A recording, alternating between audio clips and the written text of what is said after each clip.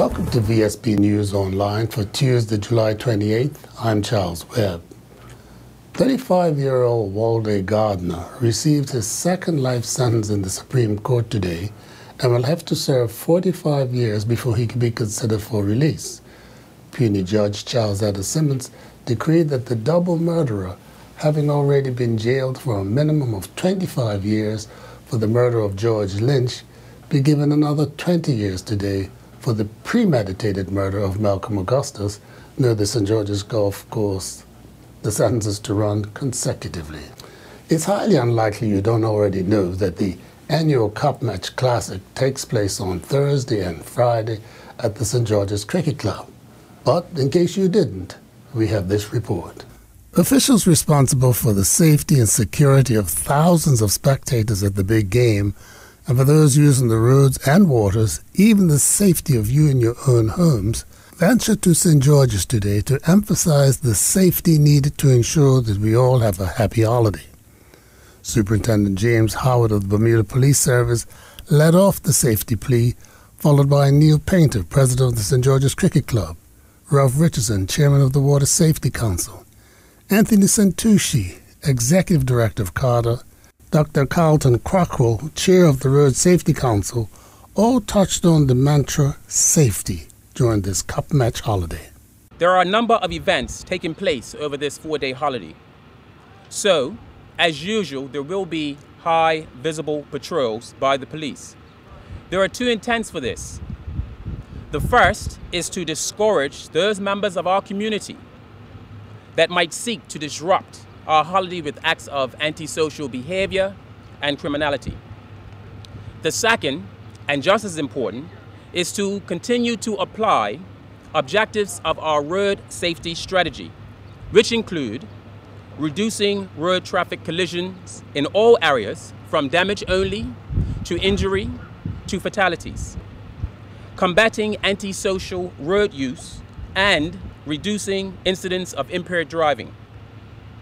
In order to apply these objectives, the BPS will engage those persons within the motoring public at all levels, from merely having a presence to issuing of motorist advice notices to enforcement by tickets and/or arrests based on relevant legislation. The intent really is to influence driver behavior, making the road safe for all of us as we travel to the many events planned. There will be security at the grounds. We will have metal detectors coming through the gate, so we encourage everyone to get here as early as possible. Our gates will be opening at 6:30 a.m. each day, and we will have security throughout the day. Even when our ticket holders come off the gate, we will have security on the gate until the time as such as we close them.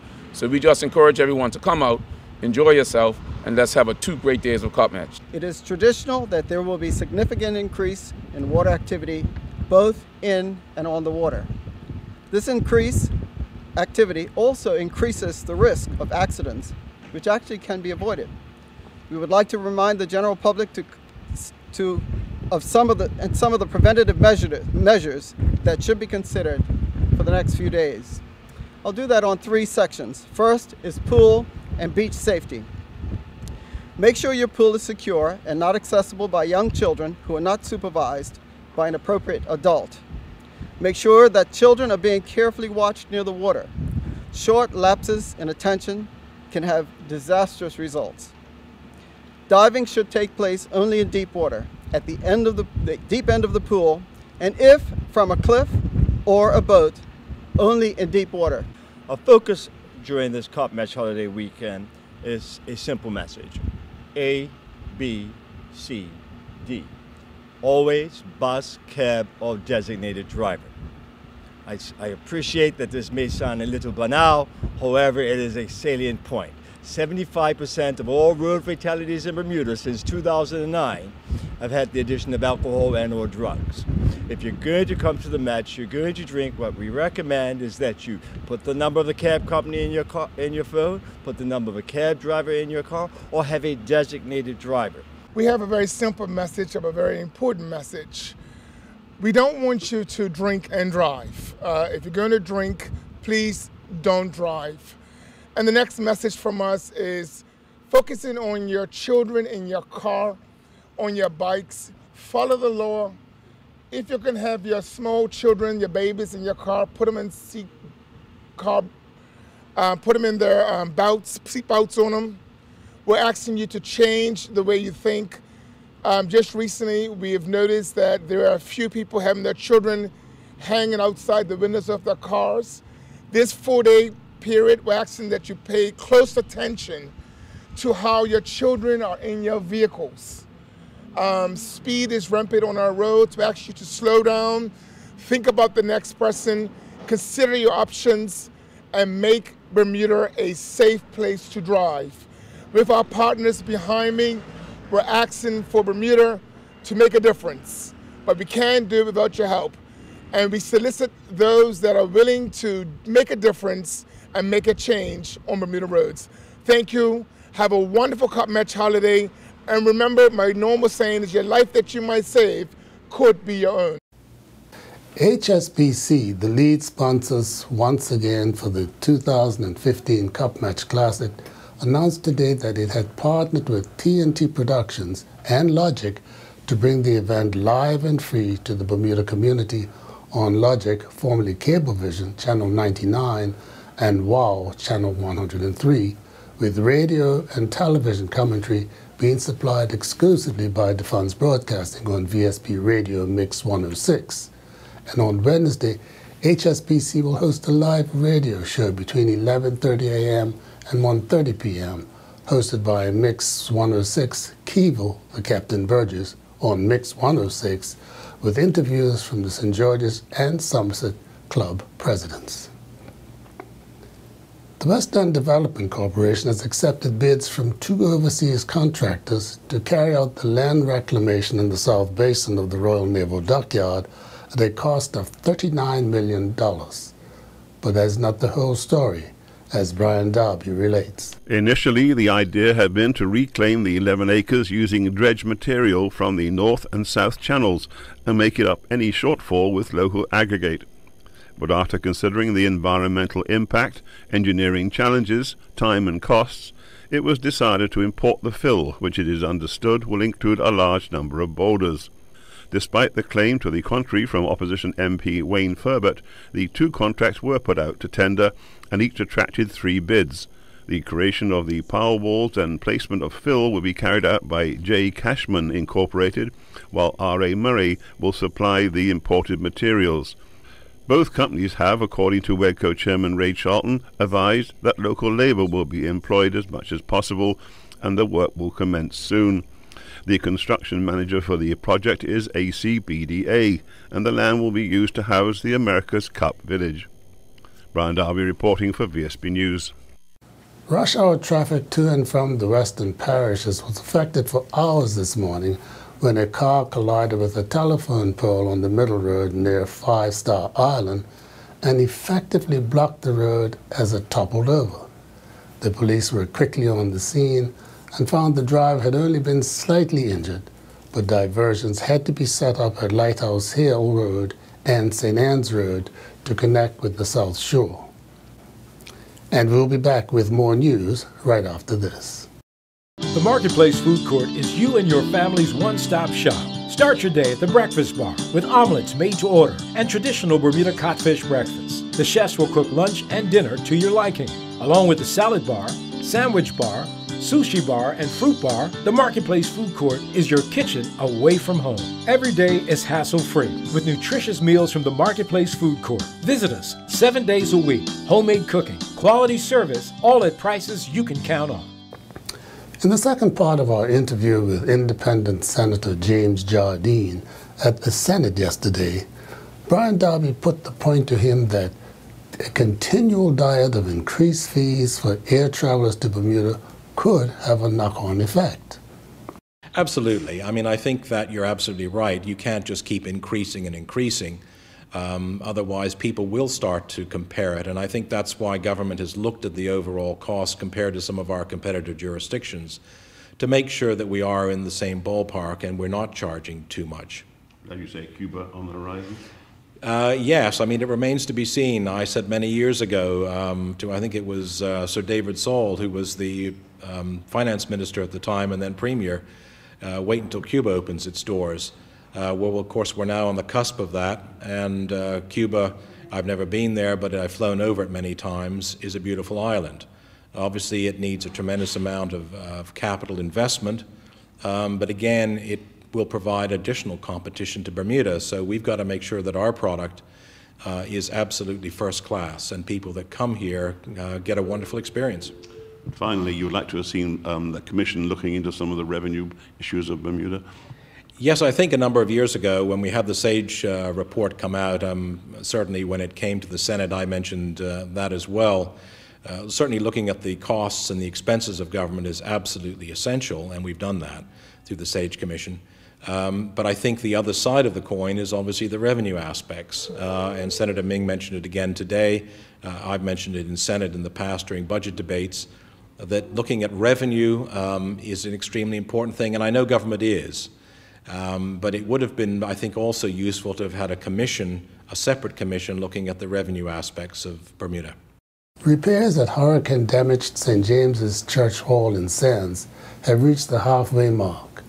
After suffering blows from Hurricanes Faye and Gonzalo, the West End building's roof has been replaced after an appeal for funds by the Friends of St. James's, which has been spearheading the renovation drive.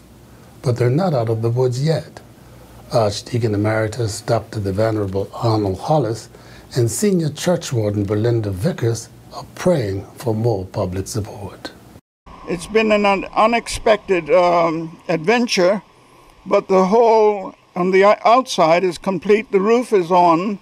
Now we have to deal with the interior of the hole, which is a major event, and we need a great deal of money. We need at least $200,000 more to complete the hall. And I'm asking the public if you would be so kind as to help us in this venture so that we can get the hall in use again before the year is out. We have a lot more work to do. Like Father Arnold said, due to the water damage, we had extensive water damage. And we are just grateful to all those who have already given, and we look forward to those who wish to give. Thank you so much on behalf of the Friends of St. James, the church wardens, and the St. James Church family.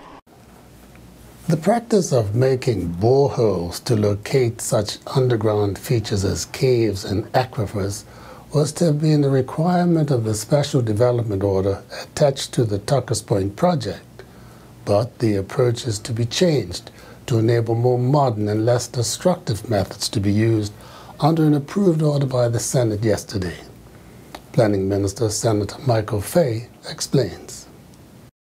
This order seeks to amend the Tuckers Point Resort Residential Development, Hamilton and St. George's Parishes Special Development Order 2011, also known as the Tuckers Point SDO, to allow for alternative methods of geotechnical assessment to be used on the property other than exploratory boreholes at the discretion of the Development Applications Board, DAB. Madam President, you recall the 2011 Tuckers Point SDO granted planning permission for draft plans of subdivision for residential development at the Tuckers Point Resort property. Given the geological condition of the sedimentary rock, the SDO specified that to determine the extent and location of caves or voids and of cave features, a minimum of 5 exploratory boreholes are to be drilled down to a depth of 26 feet in each of the approved residential lots. The boreholes are to be placed where the footprint of a structure is proposed to be built. Boreholes are to be used also where the excavation greater than 4 feet in depth is proposed for the installation of utilities and services. However, boreholes are an invasive and damaging form of survey. Since the SDO was approved by the House and Senate in 2011, it's been determined that less invasive exploratory methods are now available for the necessary geotechnical assessment. We'll give the Development Applications Board the flexibility to consider alternative methods of geotechnical assessment in addition to exploratory boreholes. Having been a sponsor of the Bermuda Foundation for the Insurance Study since 1998, Zurich Bermuda has come to the wicket again, this year with a $15,000 donation. In making the gesture, Michael Deavy, CEO of Zurich International Bermuda, said that the company was pleased to continue its support of the Bermuda Foundation as it in turn supports Bermuda students. He praised not only the scholarships they provided, but also the career advice and networking programs it initiated. And now we return to Earl Baisden with the latest from the sports desk. Current cup holders Somerset Cricket Club will be in search of a new Cup Match Classic captain in 2016, as current captain Jacun Ednis revealed this will be his last leading the team, but not his last year playing. Yeah, it is my last one as captain. Everyone is. It's been good. I would like to think that we're in a position of dominance. It's a settled team, a settled program, better than what it was when I started. So things are a lot more settled. So whoever doors come in next year, they don't have to do much. Everything's already in place. So it's the perfect time to kind of hand it over to someone new. 5 years is a long time doing it. It's kind of giving me more gray hairs than I want already. So I think it's the right time to let someone else do it. And I don't think it would. I think things will just flow on as per normal. Challengers St. George's Cricket Club captain O.J. Pitcher is confident the EastEnders have selected the right team to win the cup. I'm very happy with the team. Obviously, some changes were forced upon us, as we all know, but we're going with the best team we feel could get the job done. And come Thursday, weather permitting, we're definitely looking, but we have to build them out twice, obviously. I don't want to give out too much information yet, but me personally, I feel we should definitely look to bat first. You know what I mean? Get our runs up on the board and then build at them. Once again, the team's well balanced. We have one coach in McCoy who's been very committed. Has been very committed to the club. He was club captain, taking over from Michiel. So we're looking to expect good things from him. The PHC Foundation held its 8th annual scholarship award presentation at Exile Bermuda Limited O'Hara House last evening. In total, $40,000 was awarded to 9 young men and women to assist in their studies at prep school or at university. Eric Douglas surprised those in attendance with this announcement. As of 2 weeks ago, my plans sort of have changed. I know the programs do say graduate college, but I do have the opportunity of attending a full golf scholarship at Jackson State University in Mississippi in a couple of weeks in August. And the fields of study I'll be doing are graphic design and a minor in psychology. The minor in psychology is mostly for myself. As a golfer, I need to be strong mentally. And the thing most I want to do for PhD when I come back is be an inspiration and be an outlet for people who, have dreams of aspiring to be somewhere professionally, whether it's field in business, whether it's a field in sport, field in art, in anything. I just want to be an inspiration to others and a source for encouragement and a source for wisdom. And that's my main goal. Cheyenne Smith recently competed in the France Track and Field Championships. Smith competed in the women's heptathlon. She began with the high jump, finishing 11th with a top leap of 1.54 meters. She then finished 5th in the shot put with a top toss of 11.80 meters. Smith clocked 26.24 during the 200-meter dash, finishing 5th overall, before finishing 9th in the long jump with a top leap of 5.46 meters. Smith threw the javelin 38.74 meters on her way to finishing 4th, before recording a no result in the 800 meters. Meanwhile, members of the Dash Track Club took part in the East Coast Invitational Track Meet in Durham, North Carolina. A team of 8 male athletes traveled, achieving several personal best performances. Stephen Dill clocked a time of 23:33 during the 200 meters, which was a personal best. Deano Bangman clocked 51:68 during the 400 meters, which was also a personal best. Sherez Black's time of 11:16 in the 100 meters and 22:54 during the 200 meters were both personal best times. Black was also awarded the Outstanding Male Athlete in the 13 to 14 age group and earned listings in the top 10 all-time best in the history of the East Coast in both events. Members of the Bermuda Cycling Academy began racing in the Netherlands yesterday. It was a stormy day with rain, wind, and cold temperatures along the 1.5-kilometer course. In Category 4, Enshay Nico Davis finished 56th, clocking a time of 3 minutes and 3 seconds. Nazari Fox finished 59th, competing in Category 5, clocking 3:02. Finishing 65th in the Category C was Micah Cook with a time of 2:43. Malik Joel finished 67th, and Ben Edwards finished 69th, competing in Category 7. Joel clocked a time of 2:41, and Edwards crossed the line in 2:46, with Dylan Hill finishing 91st, clocking 2:18, and Zion Dill finishing 123rd with a time of 2:41 in the New England category. I'm Earl Baisden reporting for VSB Sports. Looking at the weather for July the 29th, and who isn't, there will be sunny periods with 1 or 2 morning showers. Winds will be westerly, light to moderate, soon decreasing to light, becoming variable by evening. We're expecting a high near 86 and a low near 76. This weather forecast is courtesy of the Bermuda Weather Service. Thank you for watching VSB News Online for Tuesday, July the 28th. I'm Charles Webb.